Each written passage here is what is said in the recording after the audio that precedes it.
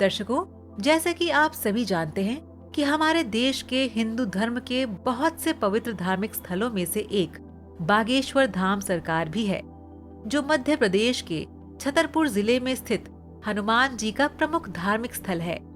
लाखों की संख्या में श्रद्धालु यहाँ अपनी मनोकामनाएं लेकर दर्शन के लिए जाते हैं और मान्यता है कि उनकी सभी समस्याएं दूर हो जाती हैं। बागेश्वर धाम श्रद्धालुओं के लिए आस्था व उनकी विश्वास का प्रतीक है। इस स्थान पर हनुमान जी के एक और स्वरूप, जिन्हें श्री बागेश्वर बालाजी महाराज के नाम से जाना जाता है, वास करते हैं। उनका असली नाम श्री धर्मेंद्र कृषि शास्त्री है। ये श्रद्धालुओं की समस्या को सुनते हैं और उनका समाधान करते हैं, वो भी एक चमत्कारी रूप में। दिव्य दरबार के बारे में बताया जा रहा है कि उनके दरबार में पहले सैकड़ों लोग अपनी समस्या लेकर आते थे। उन सैकड़ों लोगों में से पंडित धर्मेंद्र शास्त्री जी किसी का भी नाम लेकर उन्हें बुलाते थे और वह व्यक्ति जब तक उनके पास पहुंचता तब तक शास्त्री जी एक पर्चे पर उस व्यक्ति के नाम, पते सहित उसकी समस्या लिख लेते और उसी में उसका समाधान भी लिख लेते। लोग आश्चर्य करने लगे कि आखिर ये व्यक्ति किस तरह दूर दूर से आए अनजान लोगों को उनके नाम से बुला लेते हैं और कहते हैं कि आओ, तुम्हारी अर्जी लग गई। धीरेन्द्र शास्त्री यही नहीं, लोगों को ये भी बता देते हैं कि उनकी समस्या क्या है, कितनी है और कब से है, उनके पिता का क्या नाम है और बेटे का नाम क्या है। कई मीडिया चैनल वालों ने इस बात की पड़ताल की, लेकिन वे ये रहस्य नहीं जान पाए कि आखिर ये व्यक्ति कैसे लोगों के मन की बात जान लेता है। तो आखिर क्यों बन बैठे हैं बागेश्वर बालाजी महाराज जी लोगों के भगवान? क्या है पूरा सच और इसके पीछे का पूरा राज क्या है?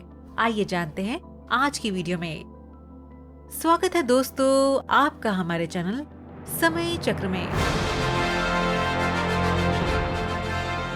पंडित धीरेन्द्र कृष्ण शास्त्री जी का जन्म 4 जुलाई 1996 में छतरपुर जिले के छोटे से गांव ग्राम गड़ा में हुआ था।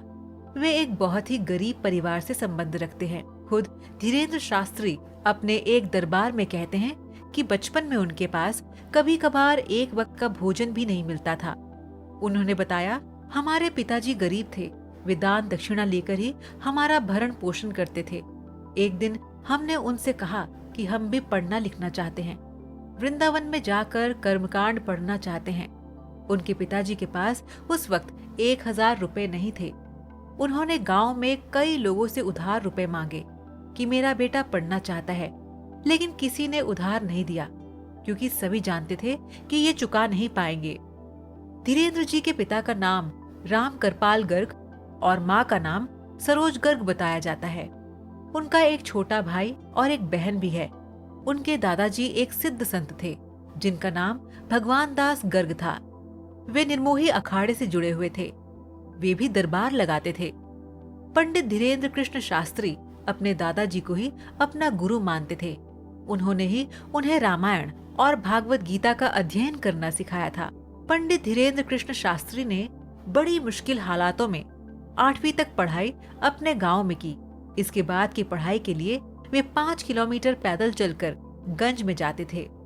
वहां से उन्होंने 12वीं तक की पढ़ाई की और फिर बाद में बीए प्राइवेट किया।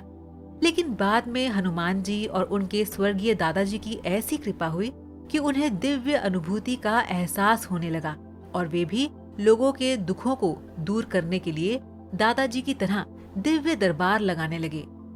ये भारत का एकमात्र चमत्कारी धाम है जिसने साइंस और टेक्नोलॉजी को हिलाकर रख दिया है कि ऐसे कैसे हो सकता है। बागेश्वर धाम के महाराज पर बालाजी की कृपा है जिससे महाराज ये सब बड़ी ही आसानी से कर पाते हैं।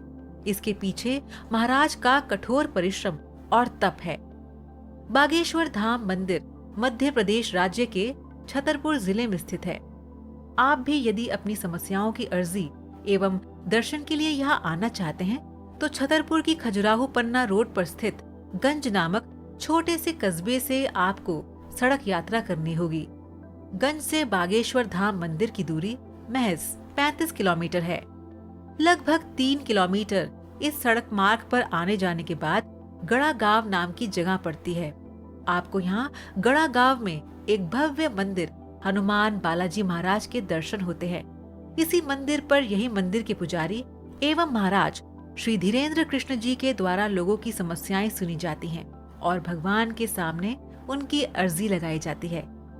कई बार राम कथा के दौरान ही वे कुछ ऐसा भी बोल जाते हैं जिससे विवाद उत्पन्न हो जाता है।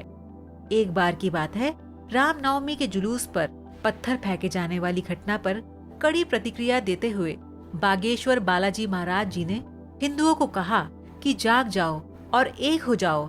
अगर तुम अभी नहीं जागे तो ये तुम्हें अपने गांव में भोगना पड़ेगा। इसलिए निवेदन है कि सब हिंदू एक हो जाओ और पत्थर मारने वालों के घर पर बुलडोजर चलवाओ। काफी विवाद होने के बाद ये मामला शांत हुआ था। ऐसे और कई विवादों में उनका नाम आया है, लेकिन आज भी लोग उन्हें भगवान की तरह ही मानते हैं और उनके पास अपनी समस्या लेके जाते रहते हैं। तो दर्शकों, हम उम्मीद करते हैं कि आपको आज की ये वीडियो पसंद आई होगी। आज का सवाल आपके लिए ये है कि क्या आप बता सकते हैं कि साधु और संत में क्या अंतर होता है? आप इसका जवाब हमें नीचे कमेंट बॉक्स में दीजिए। हमें आपके जवाब का इंतजार रहेगा।